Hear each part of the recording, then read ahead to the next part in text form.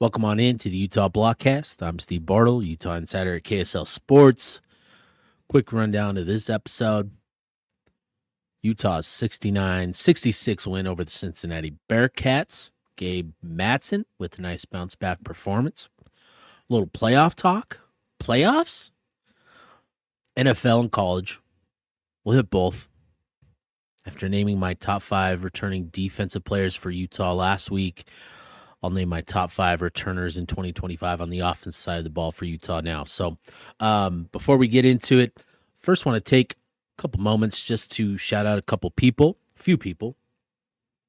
First, Gianna Niebkins, 230 burgers last week, named the Big 12 Player of the Week. She led Utah to 2 big wins. She scored 30 against Kansas, which was a new career high. Also nearly had a triple-double, 10 rebounds and 8 assists. Then, against the BYU Cougars, she scored 32, setting a new career high, and led Utah to an 81-76 win over the rivals down south. I also want to take a minute just to shout out our guys, Junior Tafuna, Karenni Reed, and Money Parks, all of whom have recently received invitations to these collegiate all-star games. And, Junior has made a good impression through 2 days at the Reese's Senior Bowl. I think that's really going to help him moving forward through this process, and encouraging to see that from him. I think nobody is as deserving as Junior to generate this sort of positive buzz that he has, and to just to catch a break. It feels like, man, yeah, you feel good for him. Karenni too, Money as well. Money just got the invitation to the East-West Shrine game, and so excited for him to get that opportunity. And Karenni, doing his thing as well at the Reese's Senior Bowl as well. So hopefully those guys continue to take care of business this week and continue to impress and turn heads in a positive manner. So good luck to those guys. And then lastly, want to shout out our guys in the NFL, Dalton Kincaid, Cole Bishop, and Britton Covey. Britt, this is his second Super Bowl trip in his short career. Just an incredible opportunity for him with the Philadelphia Eagles. Hopefully they rewrite the script in a couple Sundays and they get that dub, and he can add a ring to his resume. So that would be pretty cool. And then with Dalton and Cole, obviously it was tough. Took it to the chin against the Kansas City Chiefs. Went down to the wire. You hope that they were able to pull it off for those guys. I thought Cole played a really good game, considering the fact that was his first start as a rookie in the playoffs. To do that against Kansas City, of all teams, I thought he played really well. Dalton Kincaid, obviously the play at the end, it sucks because you knew what was coming.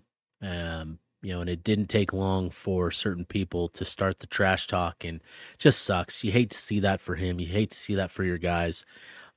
But if there's anything I know about Dalton Kincaid, I know that he's going to use this to get better, to work his tail off, to bust his ass this offseason.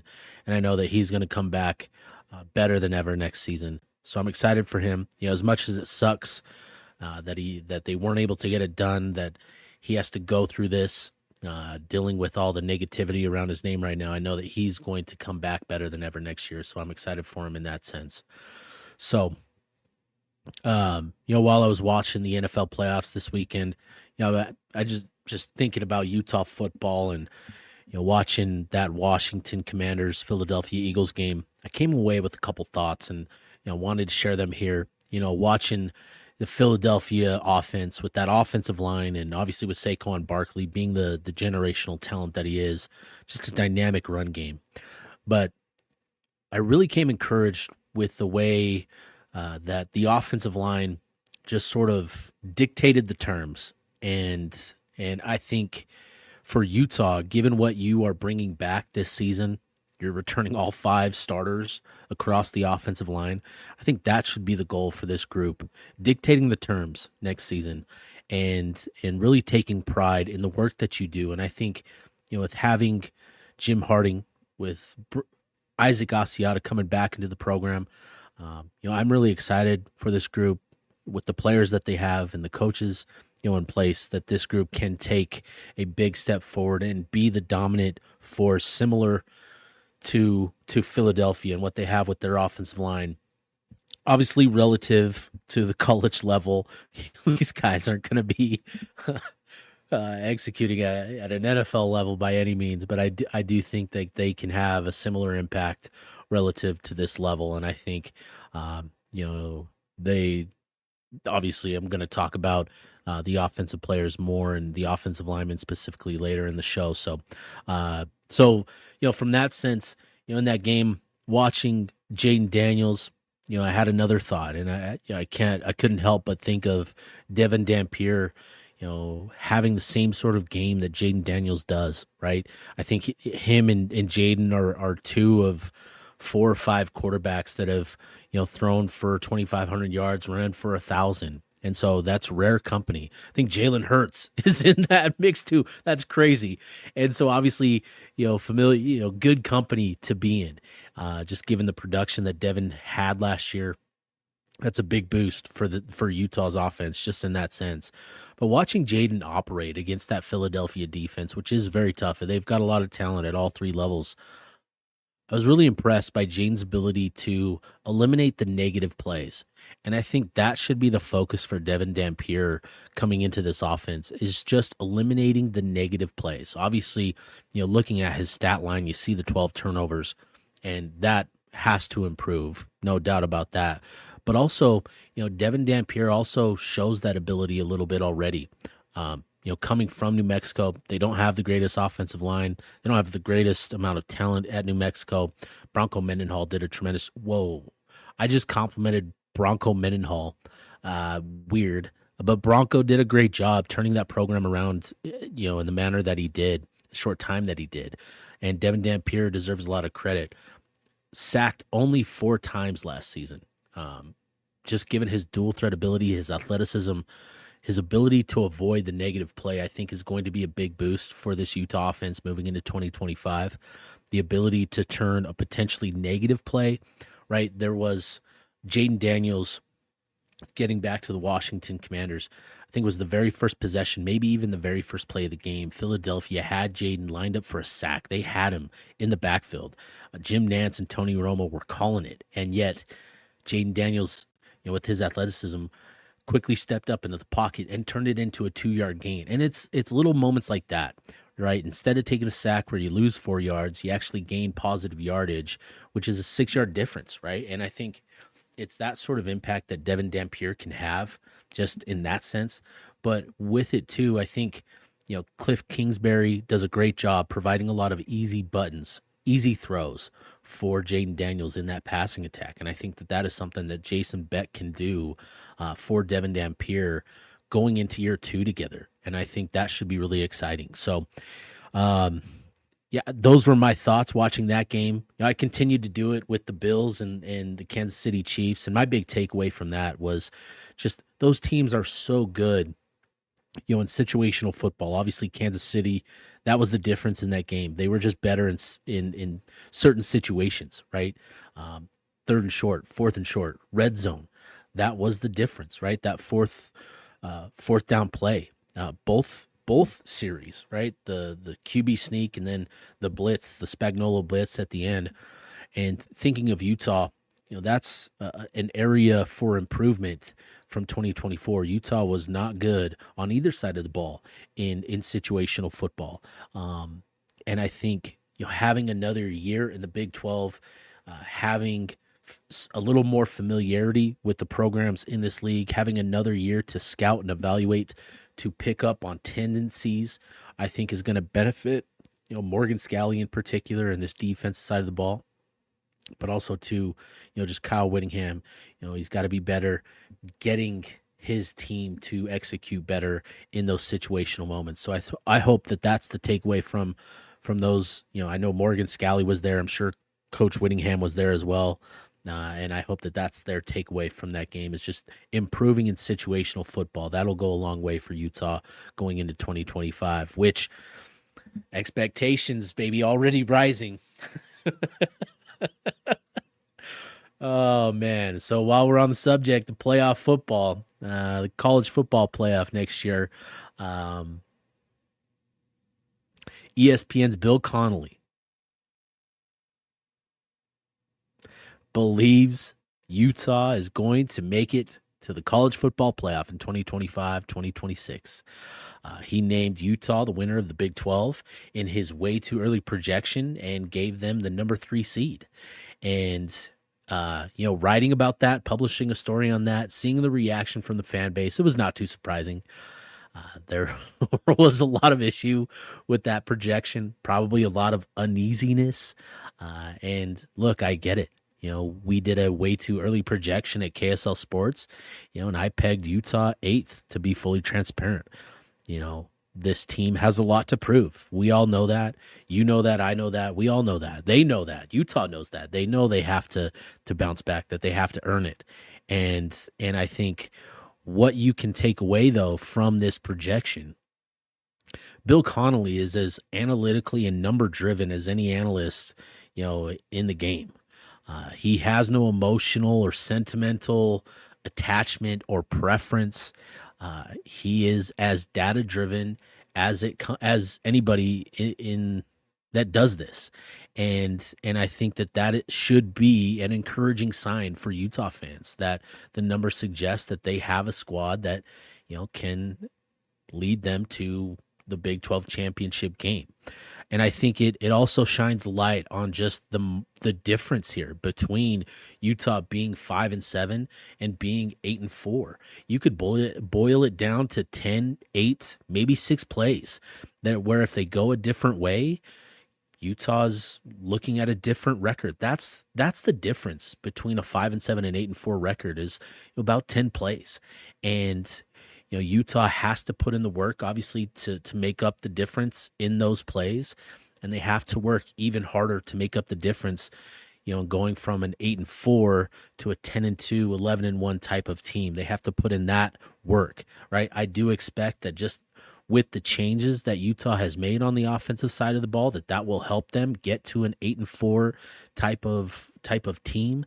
But now it's about putting in the work and closing out the margins to make up that difference and getting to that next back to the top, right? I think that's going to be the key for Utah moving into 2025. So, but look, I get it. The last 2 years have taken an emotional toll on everybody that follows Utah football. Regardless, you, the listener, fan, you do not need to invest much of anything into these way too early projections. It is only January. These projections will probably change, 20, 30 times over the next 30 months. But I do think, it's important to keep in mind that, it's good to be included in a projection like that, where you see the interlocking U's emblem next to an Oregon O, a Texas Longhorn emblem. It's good to be included with those programs, right? We all have to learn to embrace those sort of expectations, and Utah has to learn how to live up to those expectations. That's the process that we're in. And I think, so as uneasy as it can be, given the fact that Utah is coming off a 5-7 season, we know what led to Utah's struggles the past 2 seasons, and it's injuries. And look, Utah's talked about, they've looked at it, they've analyzed it. You hope that Utah makes the changes to avoid the injury bug. I think bringing in new faces, bringing in a guy like Devin Dampier who, has a knack for avoiding, sacks and hits and that sort of stuff. I think that can be good. So, and that too, with bringing in new faces, there's a new revitalized sense of hunger, right? Devin Dampier hasn't won a championship. He's probably hungry. He's chomping at the bit to win one. And I think bringing in players that have that same sort of hunger can be really good for a program like Utah, where you have a defensive unit where you're returning a good number of players, and you can bring in an influx of offensive players to help you kind of turn things around on that side of the ball. So again, I understand it, but we all have to learn to embrace these projections. It's just crazy, man. 2 years ago, everybody would have been just fine. But I get it. Just given the struggles that Utah's had, yeah, it's a little uneasy. But I just think there's a lot more good things Utah has in the program that they can build with moving forward. So long ways to go between now and then. We'll have plenty of conversations about projections for next season as well with Utah. So yeah. Switching gears, Utah basketball got back into the win column last night, 69-66 win over the Cincinnati Bearcats.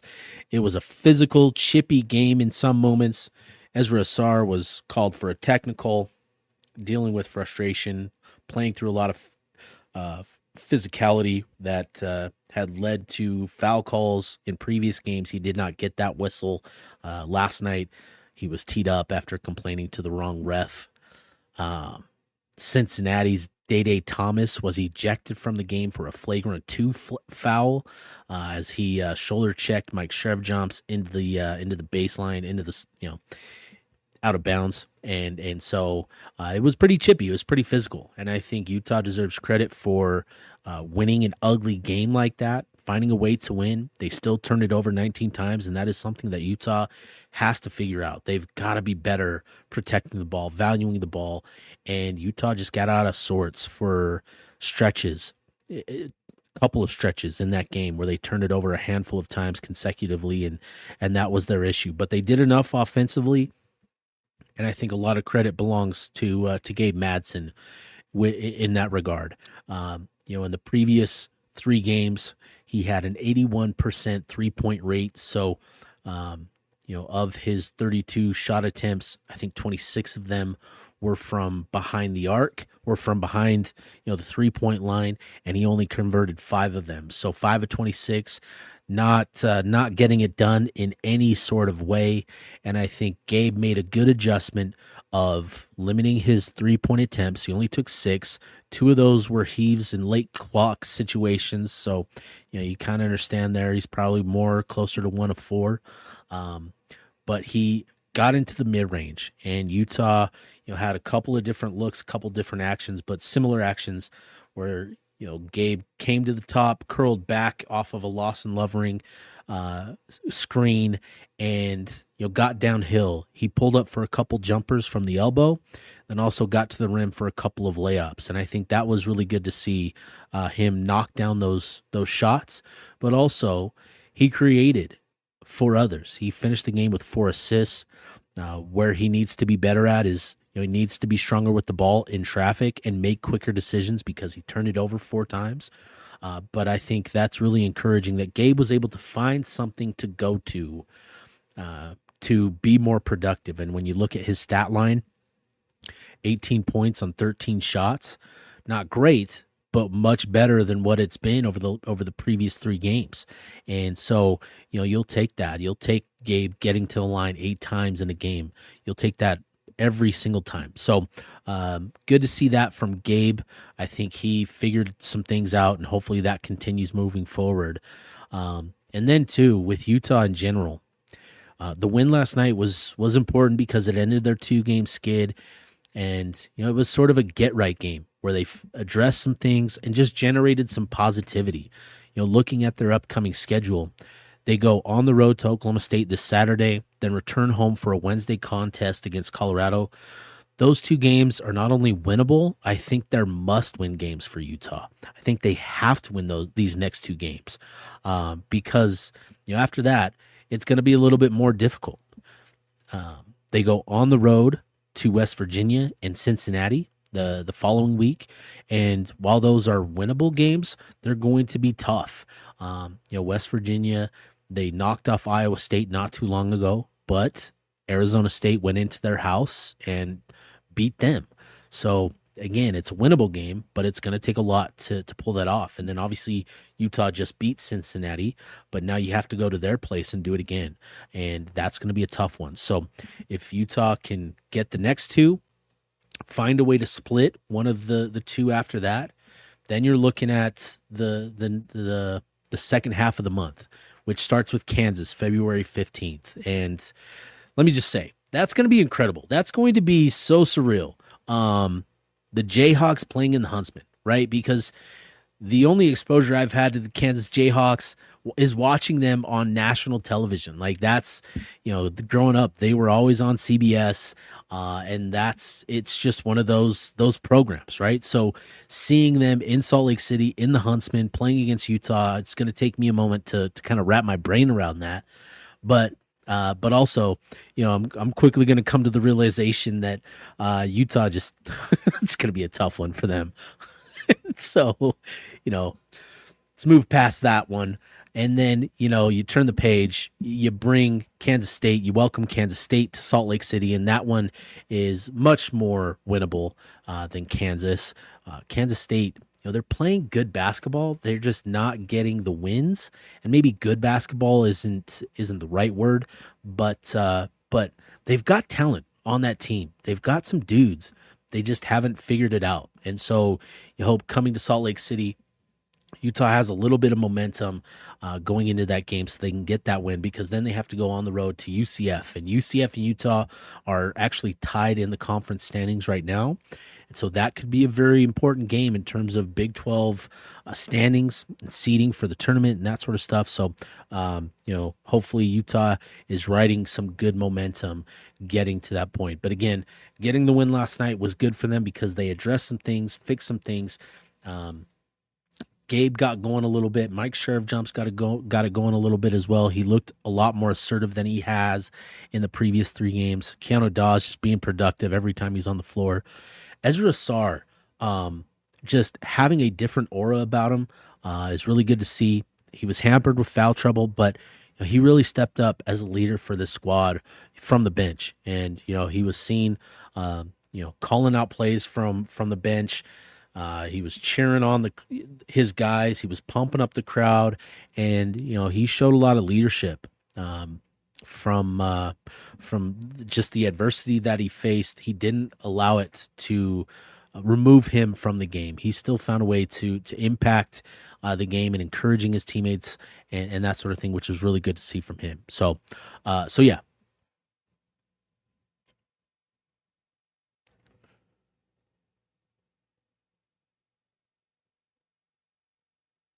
All right. Fine. Last thing here on this one. Top 5 returners. All right. Let's get back to football. Top 5 returning offensive players for Utah going into 2025. Start this one. Number 5. Zacharias Williams. Projection here. I know the production doesn't jump off the page, but I think, in the final 4 games even, Zacharias showed a lot. I thought that he showed a lot of promise, a lot of potential, and finished the game against UCF with about 80 yards receiving and just looked like a capable playmaker, particularly with the ball in his hands. And so the way he finished the year, getting the experience that he did, and getting exposure on the field like that, really good for him. And thinking back to how coaches talked about him during fall camp, this is a kid that he has that mindset of just putting in the work, showing up, doing his job, and that goes a long way at Utah. So as long as Zacharias continues to work with that mentality, which, that's just how he is. He's very businesslike. He's going to do his job. He's going to do what's asked of him. I think he's going to put in that work and continue to put himself in a situation where he can continue contributing on the offense side of the ball, perhaps in a big way. So I think Zacharias Williams will be a pretty big contributor for Utah in the passing game, and big being relative. I don't think he's going to be a wide receiver 1 or that sort of impact player, but I do think he can be a consistent contributor for Utah next season. So excited about him. He's going to be a good one for Utah. Number 4, Tanoa Togiai. This kid's on an upward trajectory. So, he got his real first extensive playing time in 2023, and he struggled. He played offensive tackle, and in 149 snaps that season, he allowed 19 pressures. This past season, 349 snaps, he gave up just 16 pressures. So, more than double the amount of playing time, but cutting down the number of pressures he gave up, and he combined that with really positive impact play in the run game. He finished with an 84.8 PFF grade in run blocking, and I think that's going to become more apparent in this Jason Beck offense. I think just as the team has more success, you're going to see Togiai used in different ways. Beck's offense likes to get linemen out into space, counters, and that sort of stuff, and I think Tanoa can be really good in that sort of offense, and Utah did that too, under Ludwig as well. But I think Tanoa can take another step forward under Beck, and with another year with Lomu to his left and Kump to his right, I think that will be really good for him, cleaning up the assignment issues between those three, and that'll be really good for the offensive line overall. So number 4, Tanoa Togiai. Number 3, Landon King. Obviously, this past season was not what anybody expected for him. And given the fact that Brant Keithy was the guy, it's understandable. You would have liked to have seen him get more playing time than he did, even behind Brant Keithy. Utah should have found ways to get him on the field more, and that's got to be a point of emphasis for Jason Beck. Landon King is a talent. He's shown it in flashes each of the past 2 seasons, and given the change in offensive philosophy, going from more of a traditional pro style offense in that tight end position, needing bigger bodies, going to more of a spread attack, I think Landon King will benefit the most from this change, and I'm really excited for what he's going to do in 2025. I think he's a great fit, adding size and athleticism. As a big-bodied pass catcher, I think that is something that Jason Beck can really figure out ways to utilize in unique ways. So he is my number 3 player returning for Utah going into 2025. Number 2, Caleb Lomu, left tackle. His first year as a starter, earned freshman All-American honors, and really played at a good level. He finished against Iowa State, BYU, and TCU. He did not allow a single pressure in any of those games. And then against Baylor, Utah State, Houston, and UCF, he allowed just 1 pressure in each of those games. So in 7 games, he gave up just 4 pressures. I think he gave up 16 overall in the season, so he did have a few games where he gave up multiple pressures, nothing more than 3 in a game. But I think that's really encouraging, given the fact that this was his first year at left tackle, going up against the opponent's best pass rusher on a weekly basis. The fact he was able to protect the quarterback as efficiently as he did is really encouraging. He was solid in the run game, and I think that is where he can make the biggest step going into 2025 as he gets another year in the strength and conditioning program, matures physically, right? That's where, he was kind of not exposed, but you could tell that, he still has another level or 2 physically to get to. And I think with another year, he can take a positive step forward in that sense, and perhaps take a similar leap between his first year and second year as the number 1 player returning for Utah in 2025, Spencer Fano. I hope that Utah fans appreciate Spencer and what he has done, his level of play, and what he means to Utah going into 2025. He was the number 1 graded offensive tackle according to Pro Football Focus with a 92.5 grade. Any offensive tackle in the country, he had the highest grade. He played efficiently in the passing game. He was dominant in the run game, and that was the area of weakness for him the year before. So to make that leap, in just a year, speaks to his talent, his potential, his work ethic, and his mindset. I think he embraced the opportunity to work on his game, in the running game. And, he was dominant last year. His 92.5 grade is the highest grade for any Utah player since PFF started doing this, outside of Marcus Williams in 2016. And we all remember how special Marcus Williams was that season. Spencer Fano had the second highest grade since PFF started doing this with a 92.5. Higher than a guy like Dalton, higher than Zach Moss in 2019, Garrett Bowles in 2016.